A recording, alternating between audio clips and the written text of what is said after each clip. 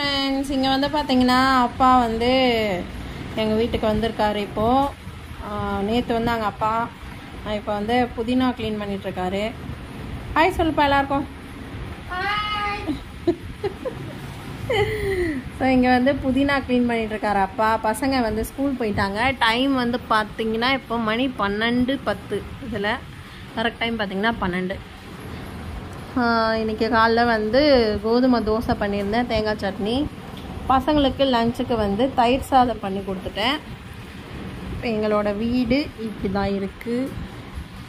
இனி வந்து editing work போயிட்டுருக்கு சிஸ்டமில். கிச்சனில் வந்து பார்த்திங்கன்னா சாம்பாருக்கு பருப்பு வேக வச்சுருக்கேன். இப்போ தான் வைக்கணும். அதுக்கு இங்கே வந்து சவுண்டு ஹெவியாக இருக்குது, எக்ஸாஸ்ட் சவுண்டு தான் ஆஃப் பண்ணிட்டேன். இங்கே வந்து பார்த்திங்கன்னா உருளைக்கிழங்கு உரிச்சி வச்சுருக்கேன் வேக வச்சு. இது வந்து தக்காளி. வெயிலுக்கு வந்து இப்போ தக்காளி தாங்கவே மாட்டேங்குது பாருங்கள், இப்படி ஆகிடுது. ஸோ தக்காளி எடுத்து தண்ணியில் போட்டிருக்கேன். பச்சை மிளகாய், இஞ்சி வந்து தோல் செதுக்கி வச்சுருக்கேன். இங்கே வந்து பார்த்திங்கன்னா வெங்காயம், சின்ன வெங்காயம் வந்து உரிச்சி வச்சுருக்கேன். இது வந்து பூண்டு, இதெல்லாம் வந்து ஸ்டோர் பண்ணி ஃப்ரிட்ஜில் எடுத்து வச்சுருக்கேன். இப்போ வந்து தக்காளி கட் பண்ணிவிட்டு சாம்பார் தாளிக்கணும். சாம்பாருக்கு வந்து பருப்பு வெந்துடுச்சு. விசில் வந்து இன்னும் ஏர் ஃபினிஷ் ஆகலை. இங்கே வந்து ஒயிட் ரைஸ் மார்னிங் செஞ்சது. இது வந்து தயிர் தாளித்தது. குட்டீஸ்க்கு வந்து தயிர் சாதம் தான் கட்டி அனுப்பிச்சிருந்தேன். அதுக்கு சைட் டிஷ்ஷாக மாங்காய் ஊறுகாயும் உருளைக்கிழங்கு சிப்ஸும் எடுத்துகிட்டு போயிருக்காங்க. காலையில் டிஃபனுக்கு வந்து கோதுமை மாவு தோசையும் தேங்காய் சட்னியும் பண்ணியிருந்தேன்.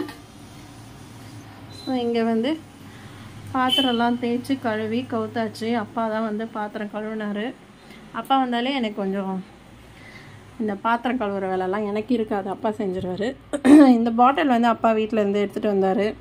இந்த நட்ஸுக்கு வந்தது இந்த பாக்ஸு, இந்த பாட்டில். இதெல்லாம் வாஷ் பண்ணி இந்த மாதிரி ட்ரை பண்ணி வச்சுருக்கேன். ட்ரை ஆன பிறகு பார்த்திங்கன்னா இதை நம்ம வந்து யூஸ் பண்ணலாம். இங்கே பாருங்கள், இதில் வந்து காஃபி தூள் போட்டு வச்சுருக்கேன். ஆல்ரெடி அந்த பாட்டில் தான்.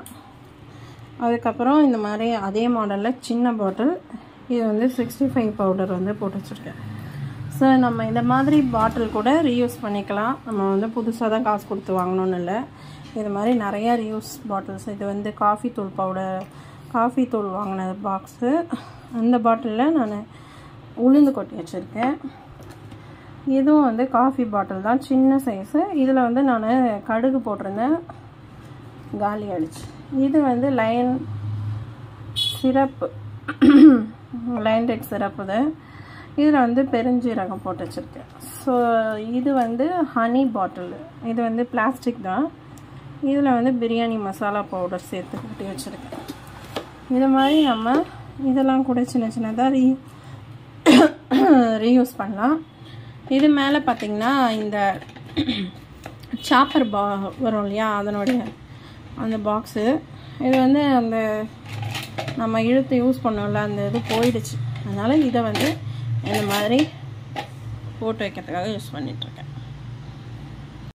ஸோ இந்த வீடியோ உங்களுக்கு ரொம்ப யூஸ்ஃபுல்லாக இருந்திருக்கும்னு நினைக்கிறேன். இந்த ரீயூஸ் ஐடியா அண்ட் வந்து நம்ம காசை மிச்சம் பிடிக்கிற ஒரு சில டிப்ஸ் எல்லாம் கொடுத்துருந்தேன். உங்களுக்கு இந்த வீடியோ பிடிச்சிருந்தா மறக்காமல் லைக், ஷேர், கமெண்ட், சப்ஸ்கிரைப் பண்ணுங்கள். நெக்ஸ்ட் வீடியோவில் பார்க்கலாம். Bye friends.